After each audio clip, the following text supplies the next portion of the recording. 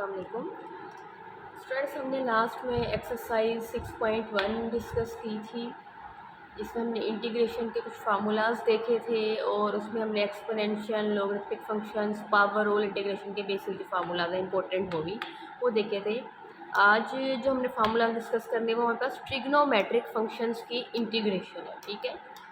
तो उसके लिए एक बात तो क्लियर कर लें आप लोग, बल्कि आपको आइडिया भी हो गया होगा पिछले लेक्चर से, जब तक आपको डेरिवेशन नहीं आती आप इंटीग्रेशन नहीं कर सकते। अब जैसे ट्रिग्नोमेट्रिक के फार्मूलाज ट्रिग्नोमेट्रिक फंक्शन के फार्मूलाज तो आएंगे इंटीग्रेशन से अकॉर्डिंग, लेकिन अगर आपने डेरिवेटिव के फार्मूलाज याद किए हुए हैं तो आपको नए फार्मूलाज याद करने की ज़रूरत नहीं है। उन्हीं फार्मूला से हम वो फार्मूला ड्राइव कर सकते हैं। जैसे मैं आपको एक से दो एग्जाम्पल्स बताती हूँ। हमने फार्मूला पढ़ा था कि अगर हम डेरिवेटिव लेते हैं साइन एक्स का जो डेरिवेटिव है वो इक्वल होता है कोस एक्स के, ठीक है। अब आपसे कहा जाता है इसकी अगर मैं दोनों तरफ इंटेग्रल अप्लाई कर दूँ, क्योंकि अब हमने इंटीग्रेशन के फार्मूला फाइंड कर, दोनों तरफ इंटेग्रल अप्लाई कर दूँ, इस dx को मैं वहाँ ले जाके इस तरह मल्टीप्लाई कर दूँ, तो देखिएगा ये बात तो पता है कि डेरिवेशन और इंटीग्रेशन एक दूसरे के एंटी होते हैं, तो ये कैंसिल हो गए, ये भी कैंसिल हो गए। तो आपके पास क्या रह गया, साइन एक्स किसके इक्वल आया, integration of cos x D x. तो ये एक आपके पास फार्मूला आ गया कि अगर इंटीग्रेशन करे कोस एक्स की तो उसका आंसर आएगा साइन एक्स, और पता है इंटीग्रल में आप प्लस सी लगा देते हैं, मतलब कोस एक्स की जो इंटीग्रेशन है वो होगी साइन एक्स। सेम इस तरह जैसे हमने फार्मूला पढ़ा था कि आप डेरिवेटिव लेते हैं कोस एक्स का, कोस एक्स का आपने डेरिवेटिव लिया, कोस एक्स का क्या फार्मूला होता है, माइनस साइन एक्स। अब दोनों तरफ आप इंटेग्रल अप्लाई कर दें, माइनस को बाहर निकाल लें, इंटेग्रल अप्लाई कर दें, ये डी एक्स वहाँ चला जाए, फिर इसी तरह ये डी और इंटेग्रल एंटी होते हैं। क्या फार्मूला आपके पास आ गया, इस माइनस को यहाँ पे लिए, तो फार्मूला क्या आया कि साइन एक्स की जो इंटीग्रेशन है वो किसके इक्वल है, माइनस कोस एक्स के। तो ये फार्मूला आ गया। तो मतलब आपको नए फार्मूलाज याद करने की ज़रूरत नहीं है।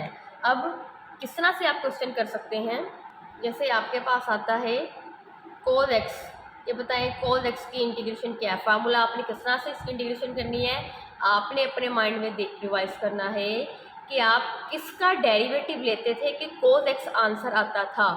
तो याद करें जब हम साइन एक्स का डेरिवेटिव लेते हैं तो कोस एक्स का आंसर आता है, तब उसका एंटी हो जाएगा, ठीक है।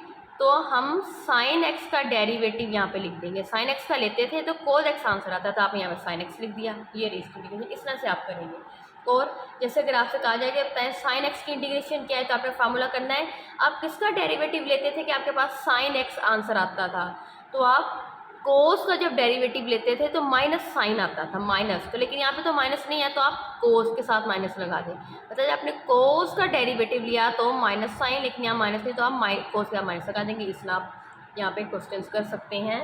तो मैंने यहाँ पे फार्मूलाज लिखे हुए हैं सारे, तो ये फार्मूलाज आप एक नज़र देख लें, इनको बेशक आप याद कर लें अच्छे तरीके से। साइन एक्स की इंटीग्रेशन करते हैं माइनस कोस एक्स की इंटीग्रेशन साइन एक्स है, सीकन स्क्वायर की इंटीग्रेशन टेन एक्स आ जाती है, कोसिकन स्क्वायर की माइनस कोट एक्स है, कोसिकन एक्स इंटू कोट एक्स की माइनस कोसिकन एक्स प्लस सी, और सीकन एक्स टेन एक्स की इंटीग्रेशन है सीकन एक्स। ये तो अभी 6 फार्मूलाज हैं, इसके अलावा और भी कुछ फार्मूलाज साथ साथ आते जाएंगे, तो वो हम साथ साथ लिखते जाएंगे। आप इसको ज़रा एक दफ़ा स्क्रीनशॉट ले लें, एक जगह आप लिख लें, ठीक है। अब आपकी जो नेक्स्ट असाइनमेंट होगी वो यही असाइनमेंट होगी कि ट्रिग्नोमेट्रिक के जितने भी फार्मूलाज अब हम पढ़ेंगे इंटीग्रेशन से रिलेटेड, और इसके अलावा इंटीग्रेशन के हमने अब तक जितने फार्मूलाज पढ़े हैं, एक्सपोनेंशियल फंक्शन का इंटीग्रेशन कैसे की जाती है, लॉगरिथमिक फंक्शन आ जाए उसकी इंटीग्रेशन कैसे की जाती है, और आगे कुछ फार्मूलाज हम मज़ीद भी पढ़ेंगे। तो जैसे जैसे लेक्चर होता जाएगा साथ साथ अपनी असाइनमेंट में वो आप फार्मूलाज लिखते रहेंगे। चलिए अब हम एक्सरसाइज की तरफ आते हैं। एक्सरसाइज 6.2 है। मैं एक्सरसाइज का एक क्वेश्चन लेती हूँ, यहाँ पे हमारे पास है sine x into cos x, ये क्वेश्चन है, इंटू डी एक्स, इसकी इंटीग्रेशन कर।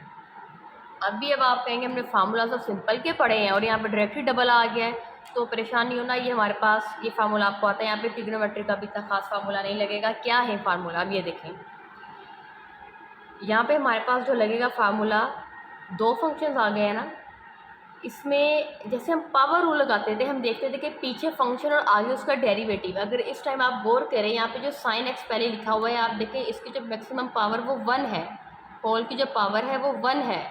तो आप यहाँ पे पावर रूल लगा सकते हैं कि पावर इग्नोर करके चेक करें कि पीछे फंक्शन है और आगे उसका डेरिवेटिव मौजूद है।